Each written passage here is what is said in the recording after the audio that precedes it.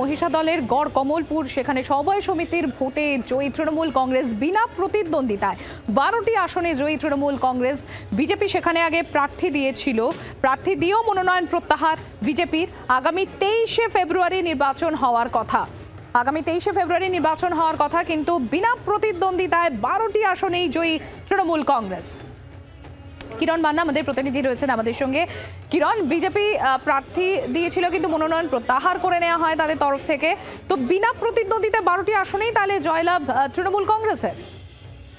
হ্যাঁ, একেবারেই তৃণমূল কংগ্রেসের পক্ষে দাবি করা হচ্ছে 12টি আসনেই বিনা প্রতিদ্বন্দ্বিতায় জয়লাভ। আজকে নমিনেশন প্রত্যাহারের শেষ দিন ছিল, সেখানে দেখা গেছে যে 13টি আসনে বিজেপি নমিনেশন করেছিল, সেই 13টি আসন আজকে তারা প্রতিদ্বন্দ্বিতা করবে না বলে তারা তুলে নিয়েছে। যেটা বিজেপির পক্ষে বলা হচ্ছে যে এই সমবায় সমিতিটি এর আগে তৃণমূল কংগ্রেসের দখলে ছিল, তাদের পরিচালন কমিটি ছিল, যে কারণে এখানে যেভাবে লুটপাট চালিয়েছে সমবায় সমিতির অবস্থা খুব খারাপ। তাই এখানে মিছেমিছি এখানে ভোট করতে গিয়ে লক্ষাধিক টাকা খরচ হবে, সেই খরচ অহেতুক হবে এবং বদনাম কুড়োতে হবে, যে কারণে তারা এই প্রত্যাহার করেছেন।